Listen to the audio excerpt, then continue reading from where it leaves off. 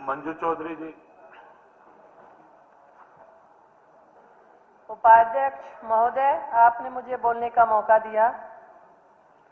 उपाध्यक्ष महोदय, हरियाणा राजस्थान बॉर्डर पर बायल क्षेत्र में बड़ी संख्या में अवैध रूप से संचालित स्टोन क्रैशर माइंस अब पूरे क्षेत्र के लिए मौत का कारखाना बन चुके हैं।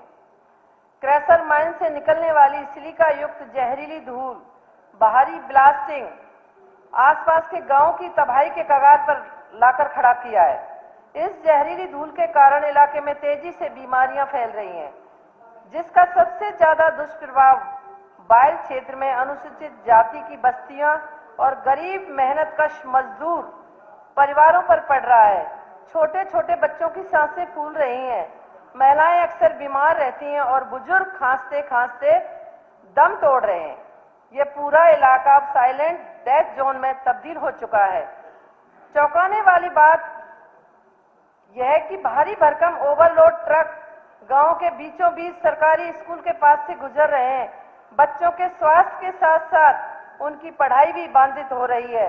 दिन रात तेज शोर से लोगों का जीना मुश्किल हो चुका है। विकास के नाम पर लोगों को बीमारियां परोसी जा रही हैं।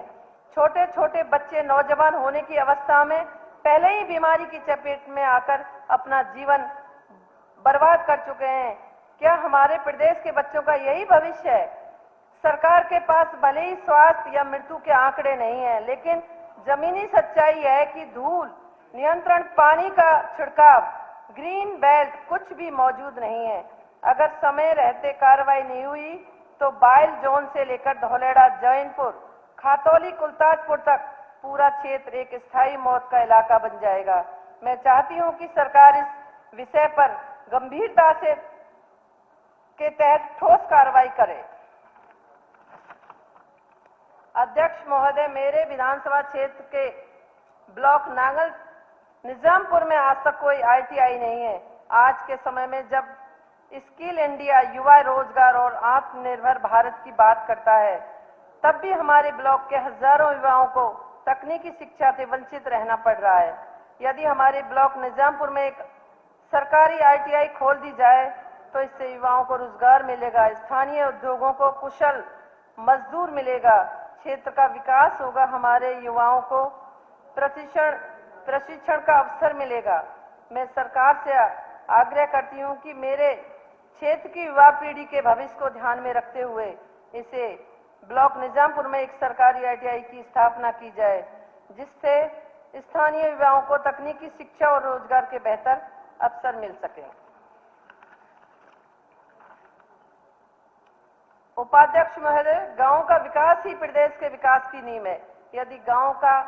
यदि गांव पिछड़े रहेंगे तो राज्य की प्रगति संभव नहीं है।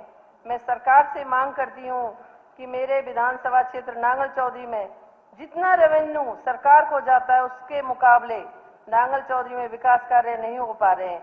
मेरे क्षेत्र के साथ आज भी ऐसा भेदभाव हो रहा है कि कई गांवों के हालात बद से बदतर हो रहे हैं, जैसे कि पाचुनता, बायल, ढाणी, रावता, गोड़वा, दुखेरा और रोपड़ सराय। इन गांवों में पेयजल की समस्या बनी हुई है, समय पर बिजली नहीं पहुंचती है और रोड नालियों की व्यवस्था भी नहीं है। वह सार्वजनिक स्थिति अत्यधिक खराब है।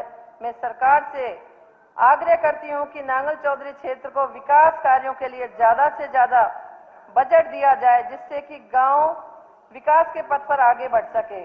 मैं चाहती हूं कि जितनी भी पंचायतें हैं, उन पंचायतों में सरकार सालाना किसी भी स्कीम के तहत 50 से 60 लाख रुपए पंचायत फंड में डाले जाएं, जिससे कि सरपंच पंचायत फंड से अपने गांव में विकास कार्य करवा सके। उपाध्यक्ष महोदय, मेरे विधानसभा क्षेत्र में 100 से अधिक ढाणियां ऐसी हैं जिनमें रहने वाले लोगों को आज तक जगमग योजना का कोई फायदा नहीं पहुंचा है। पिछले सत्र में भी मैंने इस समस्या से आपको अवगत करवाया था, लेकिन सरकार ने इस जन समस्या पर कोई ध्यान नहीं दिया।